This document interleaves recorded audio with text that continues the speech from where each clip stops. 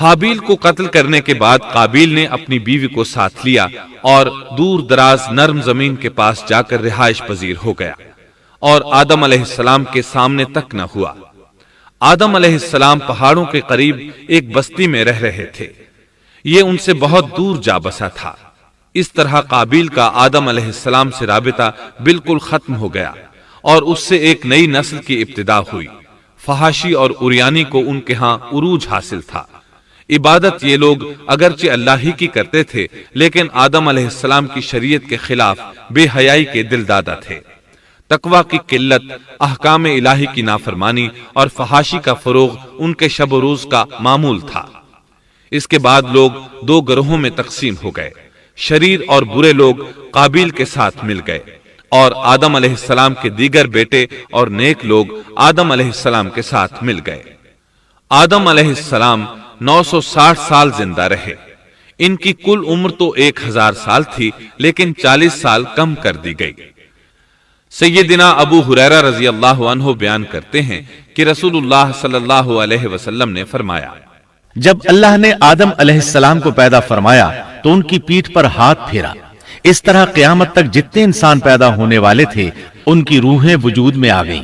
پھر ہر انسان کی آنکھوں کے درمیان ایک نور رکھ کر آدم علیہ السلام کے سامنے پیش کیا۔ انہوں نے پوچھا، یا اللہ یہ کون ہے؟ اللہ نے فرمایا، یہ تیری اولاد ہے۔ ان میں سے ایک کی پیشانی کی چمک آدم علیہ السلام کو بہت اچھی لگی۔ انہوں نے پوچھا، یا اللہ یہ کون ہے؟ جواب ملا، یہ تیری اولاد میں سے بہت دور جا کر ہیں، ان کا نام داؤد ہے۔ پوچھا، ان کی عمر کتنی ہے؟ فرمایا 60 سال۔ آدم علیہ السلام کہنے لگے، یا اللہ 40 سال میری عمر میں سے ان کی عمر میں شامل کر دے۔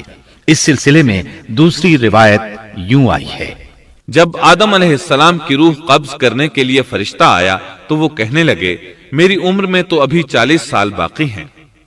اس وقت ان کی عمر 960 سال تھی۔ انبیاء اپنی عمر سے واقف ہوتے ہیں۔ فرشتے نے کہا، کیا آپ کو یاد نہیں آپ نے اپنی عمر کے 40 سال اپنی اولاد داؤد کو ہبہ کر دیے تھے؟ رسول اللہ صلی اللہ علیہ وسلم نے فرمایا، چونکہ آدم علیہ السلام نے انکار کیا تو ان کی اولاد بھی انکار کی عادی ہے۔ آدم علیہ السلام خود بھول گئے، ان کی اولاد بھی بھولتی ہے۔ آدم علیہ السلام نے خطا کی، ان کی اولاد بھی خطا کرتی ہے۔ حابیل کے قتل کے بعد اللہ تعالیٰ نے آدم اور حوا علیہم السلام کو اس کا نعم البدل عطا کیا۔ اس کا نام انہوں نے شیس رکھا۔ شیس کا مطلب ہے اللہ کا دیا ہوا تحفہ۔ حابیل کے قتل پر آدم اور حوا علیہم السلام دونوں بہت غمگین ہوئے، اس لیے اللہ نے بدلے میں انہیں شیس علیہ السلام عطا فرمائے۔ سیدنا ابو ذر غفاری رضی اللہ عنہ سے مروی ایک صحیح حدیث میں ہے کہ رسول اللہ صلی اللہ علیہ وسلم نے فرمایا، اللہ تعالیٰ نے 104 صحیفے نازل فرمائے، ان میں سے 50 صحیفے شیس علیہ السلام پر نازل ہوئے۔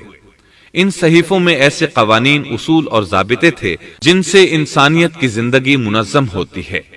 شیس علیہ السلام نے آدم علیہ السلام سے علم حاصل کیا، لیکن آدم علیہ السلام کا تمام علم وہ حاصل نہ کر سکے، اس لیے کہ آدم علیہ السلام نے بالمشافہہ اللہ تعالیٰ سے علم حاصل کیا تھا اور بہت سی اشیاء کا علم اللہ تعالیٰ نے انہیں سکھا دیا تھا، اس لیے وہ تمام علماء سے بڑھ کر عالم تھے۔